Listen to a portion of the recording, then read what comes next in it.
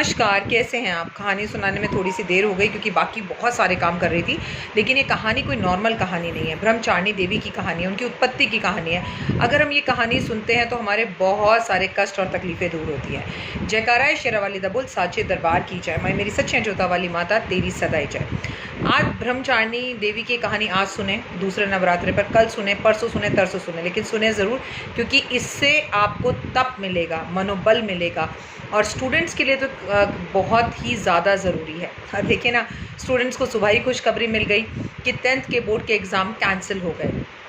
Pressure कम हुआ ना, आज बहुत रिलैक्स होना, इसके लिए एक बार माता रानी को थैंक यू बोलना तो बनता है। तो कमेंट्स में जय माता दी ज़रूर लिखिए।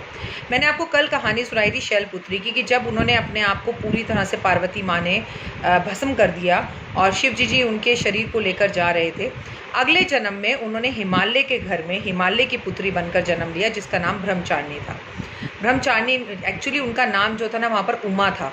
अब ब्रह्मचारिणी तो उनकी तपस्या करने के बाद बना। वो धीरे धीरे बड़ी होने लग गई, हिमालय की पुत्री बनकर उनके घर में रहने लगी। उनके पिता उनसे बहुत प्यार करते थे।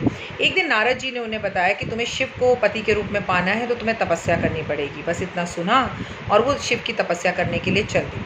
उन्होंने 1000 वर्ष तक शिव की तपस्या करी, केवल फल खाकर, और बहुत कड़ी तपस्या करी, जंगलों में, पहाड़ों में रहीं। उसके बाद उन्होंने कई वर्षों तक, 3000 वर्ष तक उन्होंने तपस्या करी, केवल बेलपत्र खाकर। अच्छा, बेलपत्र भी वो खाती थी जो नीचे पेड़ से अपने आप गिर जाते थे और सूख जाते थे। कितने सारे साल वर्ष जो है तपस्या करने के बाद, 1000 वर्ष के बाद उन्होंने बेलपत्र खाना भी छोड़ दिया। पूरी धरती हिलने लग गई, कितनी घोर तपस्या कौन कर रहा है।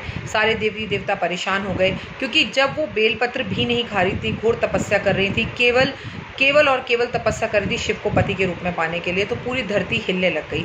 उनका शरीर जो है वो क्षीण हो गया, कमज़ोर हो गया।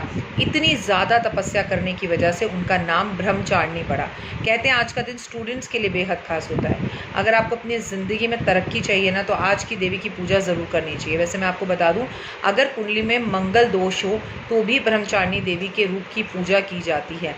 अगर आप मांगलिक हैं तो आपको आज माँ को अनार का भोग लगाना चाहिए, क्योंकि भले ही अभी 7:30 बज रहे हैं, नवरात्रों की पूजा तो पूरी रात होती है। अपने घर के मंदिर में ही लगा दीजिए। इस कहानी को ज़रूर सुनिए। बहुत तपस्या करने के बाद जब सभी देवी देवताओं ने उनको देखा तो आकाशवाणी हुई कि अब तुम अपने घर जाओ, बहुत शीघ्र तुम्हारे पिता तुम्हें लेने आ रहे हैं। तुम्हारी तपस्या पूर्ण हुई और अब तुम शिव को पति के रूप में अवश्य पाओगे। तो उनका जो रूप था, जिनका हिमालय के घर में पैदा होने की वजह से उनका नाम उमा था, पार्वती था, और ब्रह्मचारिणी ब्रह्मा, मतलब इतनी ज़्यादा कठिन तपस्या करने के लिए उनका नाम ब्रह्मचारिणी पड़ा।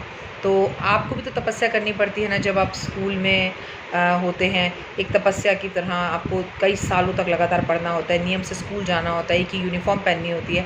तो इसलिए इन देवी की पूजा अगर स्टूडेंट्स करें, किसी कंपटीशन में बैठ रहे हैं या सरकारी नौकरी के लिए बैठ रहे हैं, तो आज माँ के सामने ओम ब्रह्मचारिणी नमः का जाप एक माला ज़रूर करें आप। जय माता दी।